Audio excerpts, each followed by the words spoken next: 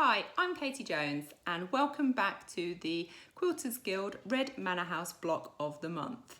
This month we have a fantastic block. It is my favourite block in equal measure to it being my least favourite block. How is that possible?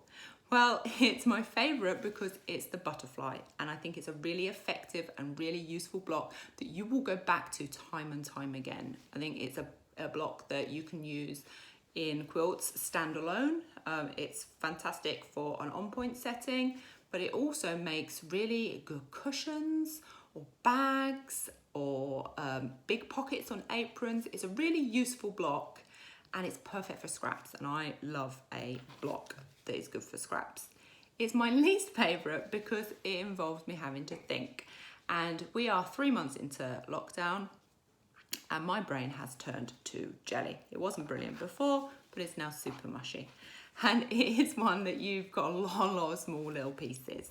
So whilst the piecing itself is super simple, there's nothing complicated, there's no appliqué, it is a block that has a lot of little pieces, so you do have to keep referring back to your guides, which you can print out to make sure that you know exactly which is which and which goes where. So it's a good idea to have a pencil or a marking tool close to hand, and you can just use that to mark each of your fabrics and each of your pieces so you know what is what. So let's crack on with sewing that. I'm going to just explain to you a little bit about fussy cutting, a little bit about the different technique that we use in this one, which is the Snowball Corner. We haven't used that before, but it is a really simple block, really lovely block, really effective, and I definitely think you're going to enjoy it. I can't wait to see your versions because I think we're going to have some really exciting, elaborate versions that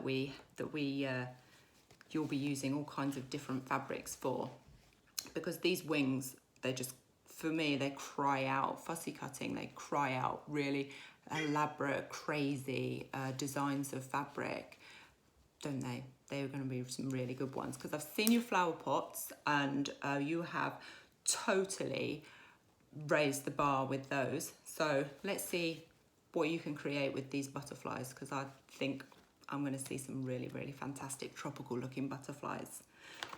As you can see here, I've got all of my pieces, all of my units pieced together, and I just need to assemble my butterfly block itself.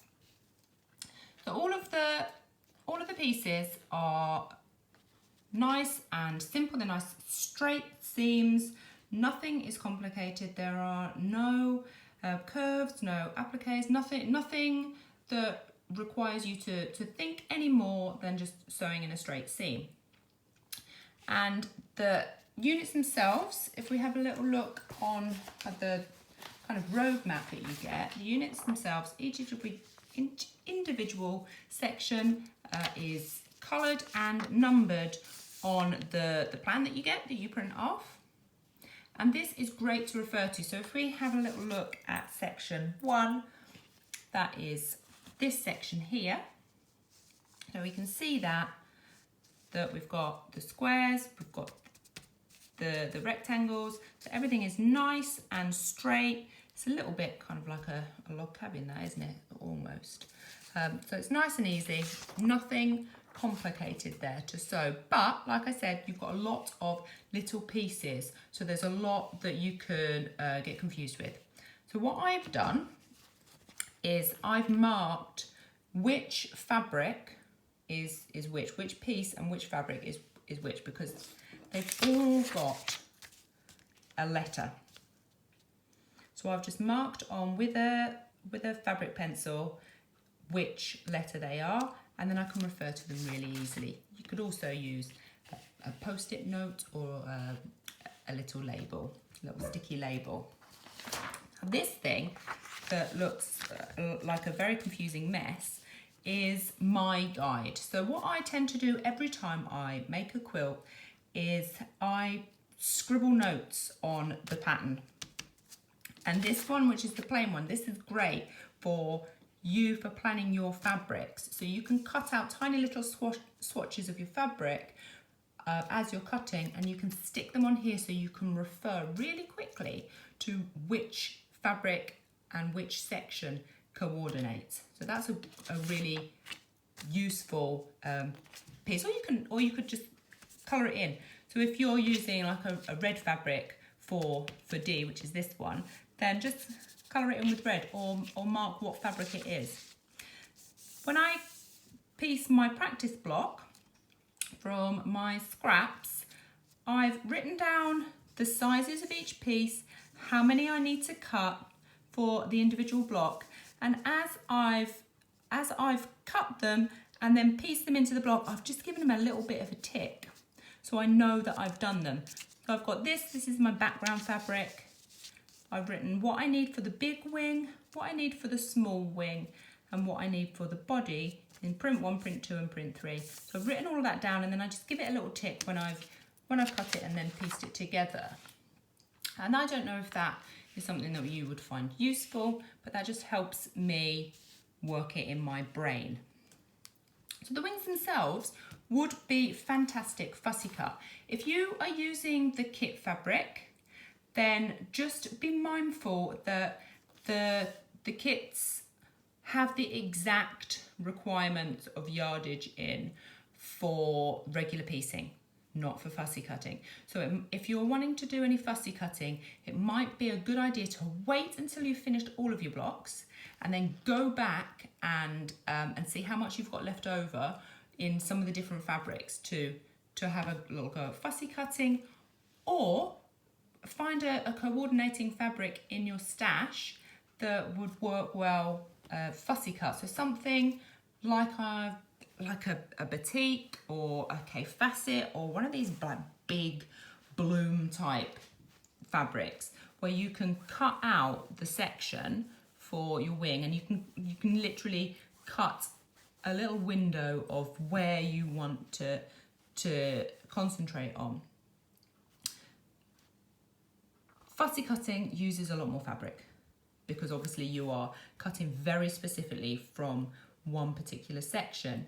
And then for the wing, what we would need is this flower, but then we'd have to find it again on the next section to cut it out for the other wing. So if you are fussy cutting, just be mindful that it does use up a lot more fabric. So you're gonna need a little bit more there. So right, one technique that is different in this block to anything that we've done so far are the snowball corners. So I'm going to talk you through those in a second at the machine, but there are, I think, 5 sections in the block that use the snowball corner, and it's not a difficult technique at all. It is again just a straight stitch, so it's like a stitch and flip. But there are a lot of sections that do use it. So we're going to have a little look at that. And I'm going to show you how to do this section here, because that's got 4 snowball corners. But other than that, everything else is nice, straight seams, really nice and simple. It's a lovely block. It is just a block that you have to make sure that you are organised, that you know where everything is, and you know you haven't lost a little piece, because there are some very tiny little 1.5 inch squares that you're going to cut for this one. So let's go to the machine and let's sew this little snowball unit together. So I mentioned the snowball corners, and this is the only technique that is slightly different to anything that we've done previously in the blocks. So I'm going to talk you through snowballing, because for the block itself it's broken down into 7 different sections or units, and 5 of the 7 have the snowball corner, which is just simply a square, and you mark on the reverse side of the square diagonally, just like you would if you were going to be doing half square triangles. And it's kind of effectively a very similar thing to a half square triangle. And then you sew it in place. So I'm going to do unit 6 here, and I'm going to talk you through how you do that, because that's a nice one, and that's got a snowball on each corner. So I take my main piece and I'm following the instructions. I'm going to take one of my background pieces, and I've marked that, so I've marked everything just to keep it all nice and organised. I've marked that on the back in a piece of pencil. You can pin your piece in place, but because they're quite small, you can actually just hold that and then just sew along the marked line.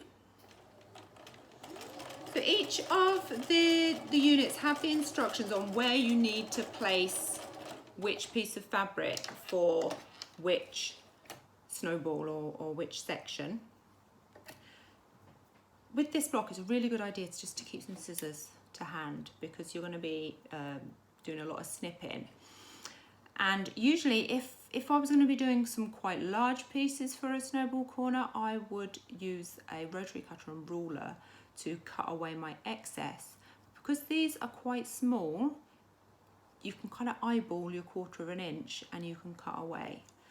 So you're going to cut away 1/4 inch from the sewn line. The sewn line is the same as the marked line.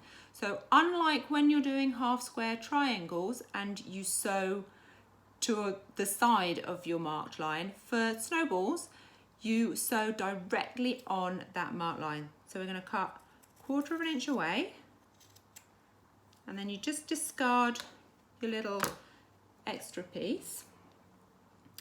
And then if you've got a pressing mat that you can have on your workstation, which is a great idea, which I really need to invest in or make, then you can just give that a little press with the iron, saves you having to get up and iron it, or you can give it a good finger press.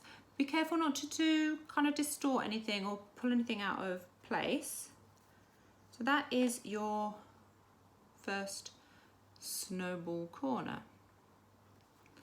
And then you're going to just follow the instructions on which comes next. So like I said, with this section, which is unit 6, it's one of the sections of the wing. Each corner of the wing fabric, which is this one in my case, has the snowball corner. So I'm going to pop my next piece on. It's got the diagonal march line going across there, and I'm going to place that so it's directly on the corner of the background of the wing fabric here. And again, just sew that in place, sewing on the marked line. And because it's small, like I said, you don't really need pins, but if you feel more comfortable with a pin, just pop a pin in the middle to keep it all nice and in place. So again, we've sewn that down. I'm just going to flip that back, and you can see that we've got both corners there. I'm going to snip it away, 1/4 inch away from the sewn line. Press it over and just give it a little press with my fingers. Right, so we've got the last two, which are at the other end, and these are your background fabric.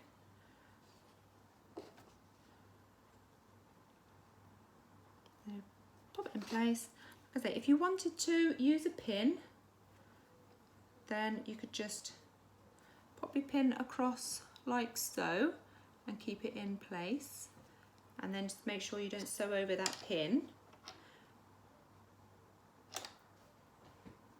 But by the time you've finished your block, I think if you've started off using pins, probably by the time you get to the end of your first block, you'll feel confident enough with these small pieces, because they are only like 1.5 inches square, these little snowball corners. So you can pretty much trust your judgment. Trim, flip it back over, and then we've got our very last one. Pop that in place. So with these ones you are overlapping, so you're kind of getting like a flying geese effect, aren't you, with these?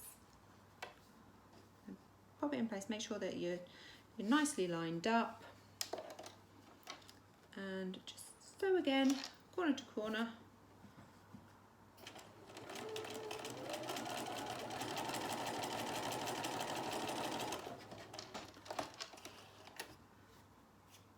Trim off all your little bits of thread, which is why it's great to have your scissors to hand for this, because there are lots of little bits of thread and little bits of fabric, so you know, keep a scrap or a thread catcher type of thing and your scissors, and just it keeps your workstation nice and tidy and doesn't cover you in bits of thread.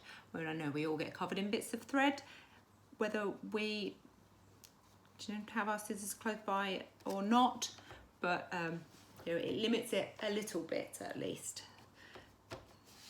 There we go.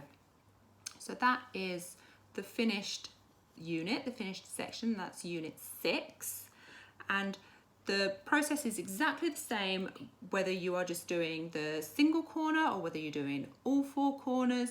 The snowball, you start off with the main piece, with the snowball corner as a square, draw that diagonal line across and bob it on, sew on the line, snip off the excess and flip it back. And it's a really simple process, but very effective. And it's also great once you've got all of your blocks kind of lined up and all of your pieces lined up, you get into a little bit of a rhythm, you can just whack them through and chain piece them, and it's nice and quick, and it does come together quite easy if you've got everything marked, everything kind of numbered or labelled, so you know which bit goes where. You can whiz through all of your unit 6s or all of your unit 1s in one go and get them done quite quickly.